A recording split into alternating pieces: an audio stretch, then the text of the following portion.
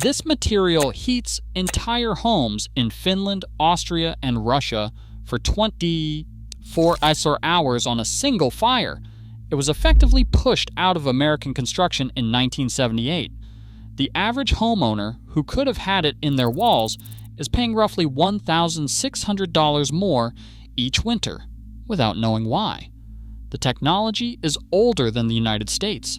It uses no electricity, no gas, no filters, and no service contract. It lasts 50 years, sometimes 100 years. Three forces erased it from American homes: the energy laws signed in the fall of 1978, a building code that demanded a listing most European designs never pursued, and a utility industry that makes nothing on a heater you only feed twice a day. It starts in a Roman villa in the 1st century BC. Wealthy Romans heated their floors with something called a hypocaust, a raised floor with hot gas channels underneath that drew heat from a single exterior firebox. The Koreans independently built the same idea and called it the ondol. They slept on warm stone floors through winters that would have frozen a modern American shut. The Chinese built the kang, a heated sleeping platform under the family bed. By the 1400s, Austrian peasants had adapted the principle into the Kachelofen, a tiled masonry stove that captured the heat of a single daily fire inside tons of fire brick and ceramic, and that radiated it for another 24 hours. Entire farmhouses were heated this way for 400 years. Then in 1767, Sweden hit a national fuel crisis, and the royal government commissioned an engineer named Carl Johan Cronstedt to redesign the national stove. His answer, the Kakelugan, became the heating system of Northern Europe. Finland still runs on its descendants. Austria still installs them in new construction. Russia has the Ruskaya Peak. They solved residential heating 2.5 centuries ago, and it is still solved there today. So why is the average American still paying a gas company every 30 days to run a forced air furnace that throws most of its fuel straight up the chimney? Think of a masonry heater as a battery. A metal wood stove is a light bulb plugged directly into a wall socket. It only warms the room while the fire is burning, and the moment the fire dies, the heat dies with it. A masonry heater is different. It stores the fire inside multiple tons of fire brick, soapstone, and ceramic. You burn hot and fast for 2 hours. It radiates slowly for 24. The numbers are not subtle. The American standard ASTME 1602 requires a minimum mass of 800 kilograms, 1,760 pounds. Fire brick retains 80% more heat than cast iron. Its thermal conductivity is 1/45 that of steel, which means the heat sinks into the mass instead of blowing out the flue. Modern Austrian fireboxes claim 90% combustion efficiency. Particulate emissions are 1 to 2 grams per hour compared to the federal EPA limit of 7.5 grams per hour for conventional wood stoves. They are so clean that the EPA exempts them from certification entirely. Now, the money. Customer records from a major American soapstone heater builder document households cutting their wood consumption from 7 or 8 cords per year on a conventional stove, down to 1 or 2 cords on a masonry heater. That is a 70% reduction. At $300 to $400 per cord of seasoned hardwood, that is roughly $1,600 saved every single winter over the 50-year working life of the heater.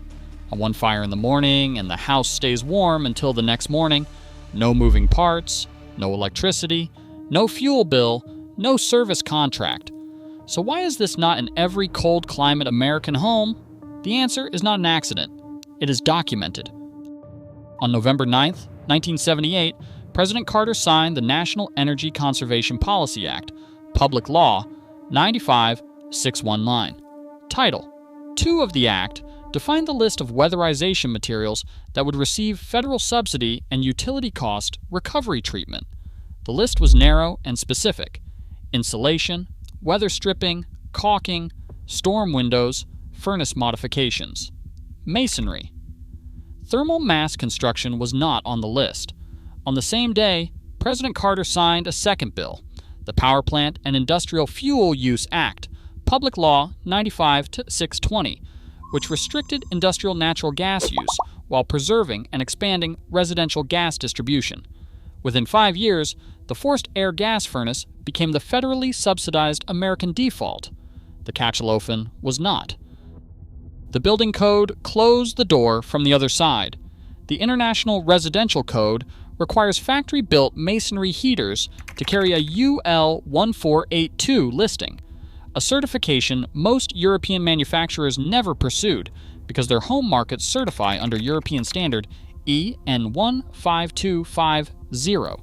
Custom-built heaters must comply with ASTME 1602, which requires a certified mason, and the Masonry Heater Association of North America lists under 100 of them for the entire continental United States. Tens of thousands of wood stove retailers exist. Roughly 100 heater masons do. This is not a theory. This is the documented outcome of 3 overlapping policy decisions. The American Gas Association spent the late 1970s lobbying for residential gas expansion. The utility business model requires a monthly bill. A masonry heater generates no monthly bill. There is no meter on firewood, no subscription on radiant stone. No one profits when you build one. That's not an accident. That's an industry. There are 2 paths back. If you own your home or you are building new, a factory-built soapstone masonry heater runs $8,000 to $15,000 installed. Tuulikivi from Finland, Biofire from Austria, Tempcast from Ontario, and Greenstone in Vermont are the main options. Custom builds from a mason certified by the Masonry Heater Association of North America start around $15,000 and scale from there.